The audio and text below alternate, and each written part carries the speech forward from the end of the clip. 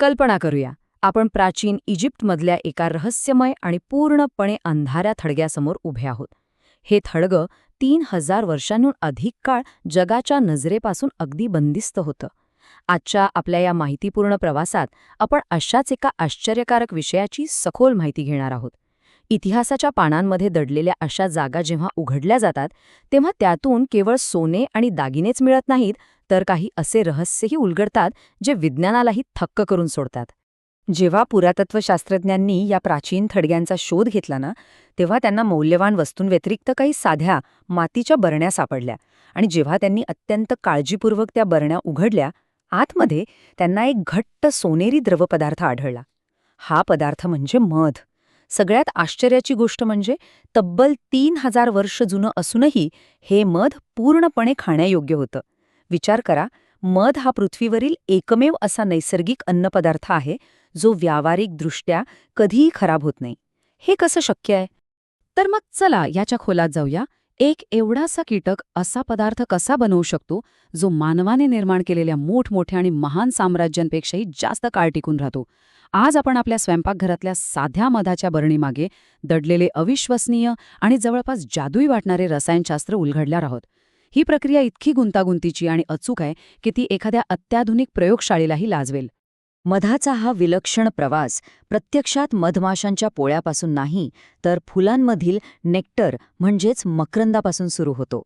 कीटकांना आकर्षित करण्यासाठी फुलं एक अतिशय गोड आणि पाणसट द्रव तयार करतात. आणि इथेच एंट्री होते आपल्या ह्या कथेतील मुख्य नायिकीची, म्हणजेच फोरेजर किंवा अन्न गोळा करणाऱ्या कामकरी मधमाशीची. तिचे हे काम निसर्गाच्या साखळीतील एक अत्यंत महत्त्वाचा दुवा आहे. आता हे ऐकून नक्कीच आश्चर्य वाटेल, ह्या छोट्याशा जीवाची मेहनत खरंच अफाट आहे. फक्त एक कामकरी मधमाशी दररोज तब्बल 1500 फुलांना भेट देते. हो, 1500.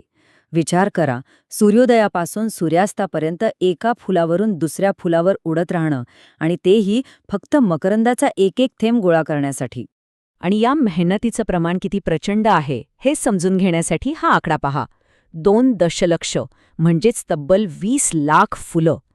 एका पोळ्यातील मधमाशांना मिळून फक्त 1 पाऊंड म्हणजे साधारण अर्धा किलो मध तयार करण्यासाठी जवळपास 20 लाख फुलांमधून मकरंद गोळा करावा लागतो. ही संख्या एवढी मोठी आहे की ती या छोट्या जीवांच्या अफाट क्षमतेची आणि चिकाटीची साक्ष देते.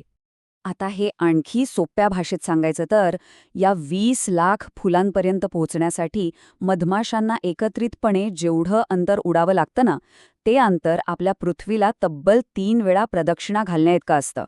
म्हणजे एका मधाच्या बरणीसाठी या कीटकांनी पृथ्वीच्या परिघाच्या 3 पट अंतर पार केलेलं असतं. हा खऱ्या अर्थाने एक महाकाव्य प्रवासच आहे. बरं, जेव्हा ही मधमाशी फुलावर बसते तेव्हा ती तिच्या लांब नळीसारख्या जिभेने हा मकरंद शोषून घेते. पण ती तो पचवत नाही. त्याऐवजी ती हा मकरंद तिच्या शरीरातील एका खास पिशवीत साठवते, ज्याला आपण हनी स्टमक किंवा मधाचं पोट म्हणू शकतो. आणि इथूनच खऱ्या अंतर्गत रसायनशास्त्राच्या प्रयोगाला सुरुवात होते. आता इथली सर्वात रंजक गोष्ट म्हणजे या मधाच्या पोटात इन्व्हर्टेज नावाचं एक विशेष एन्झाईम असतं. जसा मकरंद आत पोचतो तसं हे एन्झाईम लगेच कामाला लागतं. ते मकरंदातील गुंतागुंतीच्या साखरेचं तात्काळ विघटन करतं आणि त्याचं ग्लुकोज आणि फ्रक्टोजसारख्या साध्या आणि सहज पचणाऱ्या साखरेत रूपांतर करतं. हे नैसर्गिक रसायनशास्त्र अगदी अचूकपणे काम करतं.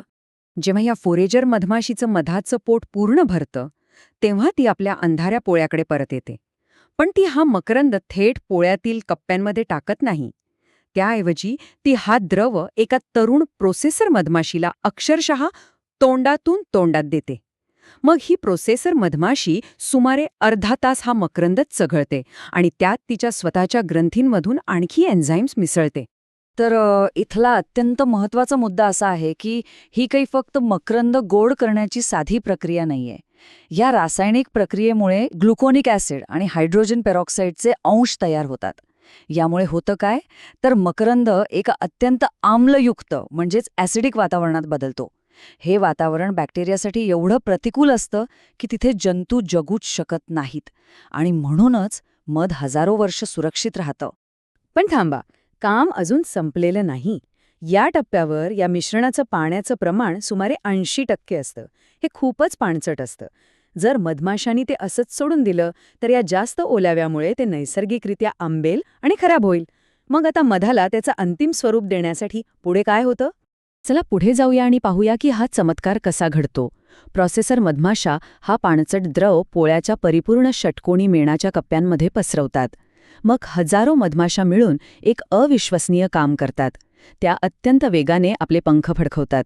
यामुळे पोळ्यात उबदार हवेचा एक मोठा प्रवाह निर्माण होतो, ज्यामुळे पाणी वेगाने वाफ होऊन उडून जातं. ओलावा 18% कमी झाला की कडक हिवाळ्यासाठी त्या मेणाच्या हवाबंद थराने तो कप्पा सील करतात.